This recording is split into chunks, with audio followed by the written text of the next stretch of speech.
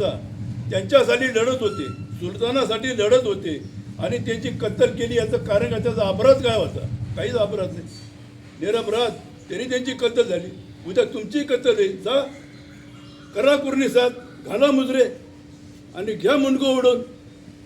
अरे मरायचे तर असं आहे, मरा धर्मासाठी मरा.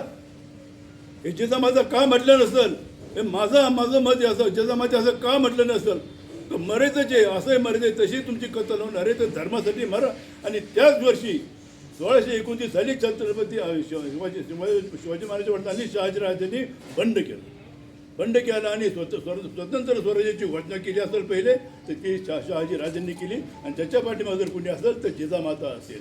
आणि पुण्यामध्ये स्वतंत्र राज्य स्वराज्य निर्माण झाल्याची घोषणा झाली. परंतु झालं काय? एकच दिवस टिकलं फक्त.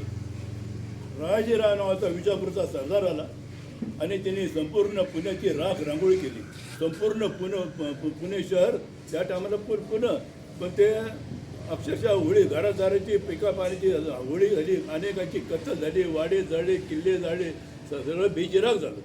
जिजामातेला त्या टायमाला शिवाजी महाराज म्हणजे त्यांच्या गर्भात होते. त्यांना शहाजीराजांनी पाहिलं हे संकट आलं.